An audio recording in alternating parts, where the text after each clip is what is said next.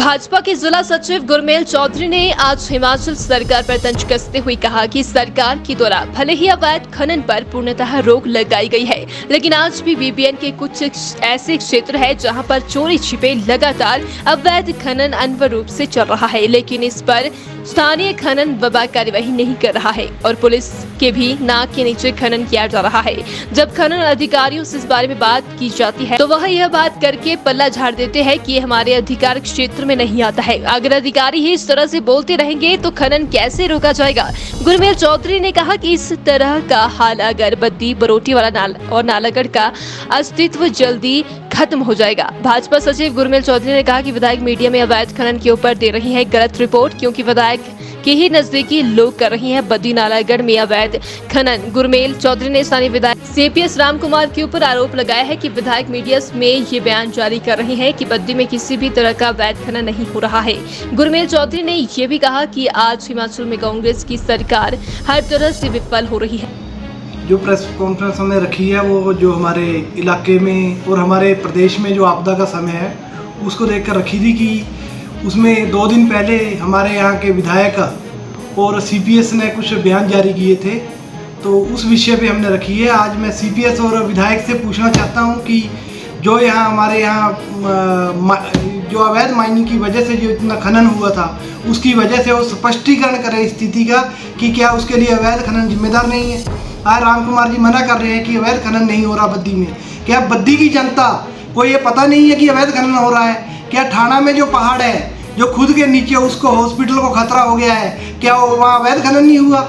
क्या यहाँ रत्ता नदी के पास जो सड़क नदी के बीच में आ गई, क्या वहाँ अवैध खनन नहीं हुआ? बाढ़ नदी में कौन बोलता कि अवैध खनन नहीं हुआ?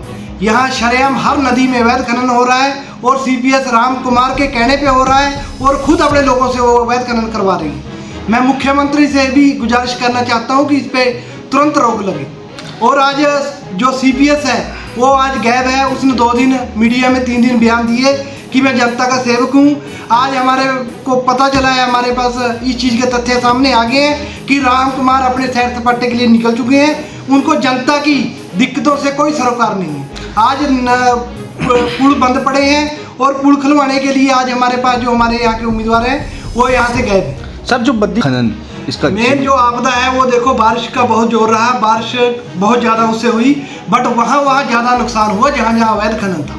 आज बाढ़ नदी के ऊपर भटोली कला गांव है, वहाँ के लोग अवैध खनन नहीं होने देते, वहाँ बिल्कुल कोई नुकसान नहीं हुआ। लेकिन जिस एरिया में लोग जानते हैं, जिस एरिया में अवैध खनन हुआ है वहाँ हमारी जो संपत्ति है और हमारे रोड है और पुल है उनका ज़्यादा नुकसान हुआ है। तो विधायक जी कर रहे हैं, सिर्फ दिखावा कर रहे हैं विधायक जी, क्योंकि अवैध खनन उन्होंने करवाया, इसके दोषी वो खुद है।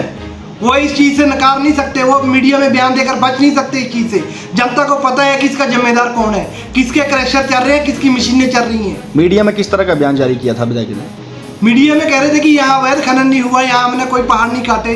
तो आज पहाड़ खुद कटे हुए पहाड़ खुद बता रहे हैं अपनी स्थिति कि हमें किसने चीरा है, हमें किस मशीनों से हम उखड़े। वो सारी चीज़ें जनता के सामने है। कोई करप्शन की बू नहीं उसमें। राम कुमार को सिर्फ बू अपनी जो अवैध खनन है उसकी आनी चाहिए। ये जनता को भारतीय जनता पार्टी ने और यहाँ के सीटिंग विधायक ने जो हमें पुल सौगात, अच्छी पुल की सौगात दी है वो हमारे लिए बहुत अच्छा था, लेकिन अवैध खनन ने उसका बेड़ा गर्क कर दिया। यही कहना चाहूँगा। मेरे भी संज्ञान में आया है कि हिमाचल प्रदेश पीडब्ल्यूडी के मंत्री जी ठाकुर विक्रमादित्य जी ने बयान दिया कि इस प्रकोप का, प्रलय का सबसे बड़ा कारण जो वो खनन है। और इंडस्ट्री मिनिस्टर जी बोल रहे हैं कि ये बचकाना बयान है।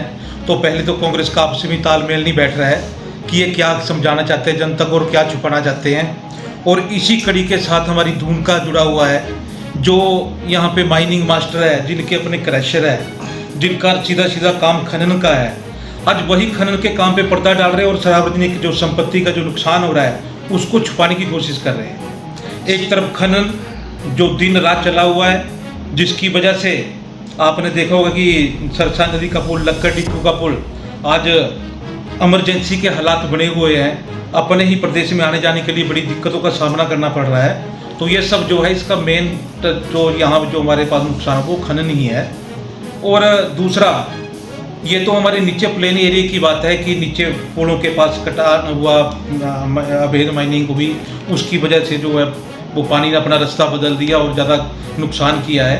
मगर इसके साथ साथ जो भारी बारिश हुई है आज के टाइम में, मैं पूर्व विधायक जी के साथ 2 दिन से मैं पहाड़ में गया हुआ था, तो मैंने पहाड़ के रोडों का भी बहुत बुरा हालत देखी है। लोगों के मकान स्लाइडिंग की चपेट में आए हुए हैं, रास्ते बिल्कुल बह गए हैं। और वहाँ ऊपर के लोगों की शिकायत की थी कि जो मौजूदा विधायक है वो हमारा फ़ोन नहीं उठा रहा है। हम 5 दिन से 6 दिन से बिना पानी से बिना बिजली से तड़प रहे हैं, मगर हमें कोई भी वहाँ से संतुष्टिपूर्वक जवाब नहीं मिल रहा है। तो मैं मौजूदा विधायक और CPS जी से एक ही सलाह देना चाहूँगा कि जब जनता ने आपको चुना है तो आप जन सेवक है। आपको आज इस समय में जनता के बीच में रहना चाहिए था, ना कि अपने परिवार या जहाँ पे भी आप घूमने के लिए गए जो आपका पता लग रहा है कि आप बिल्कुल मौके पे बाहर चले गए। जनता ने आपको चुना है। आज केंद्र की सरकार मदद कर रही है हिमाचल प्रदेश की। 180 करोड़ का उन्होंने फर्स्ट इंस्टॉलमेंट सरकार ने हिमाचल को दिया डिजास्टर कमेटी को। और उसके बाद हमारा मंत्री जो हिमाचल से मंत्री है, हमारे प्रदेश अध्यक्ष है, वो सब यहाँ पे विपक्ष के नेता प्रतिनेता जो है वो हमारे यहाँ पे घूम रहे हैं, जनता के बीच में काम कर रहे हैं। मगर कमाल की बात है कि CPS महोदय अपनी कंस्टिट्यूंसी से ही बाहर चले गए इस विपदा के काल में। तो मैं इन्हीं से यही बोलूँगा कि जनता की सेवा के लिए चुना गया तो जनता की सेवा करें। तो देखिए, जैसे कांग्रेस का इतिहास रहा है कि जब भी देश पे विपदा आती है तो इनका राजकुमार बाहर चला जाता है। आज दून पे विपदा आई है तो यहाँ का राजकुमार बाहर चला गया। इतना ही है। बाकी मैं माइनिंग पे ही बात करूँगा।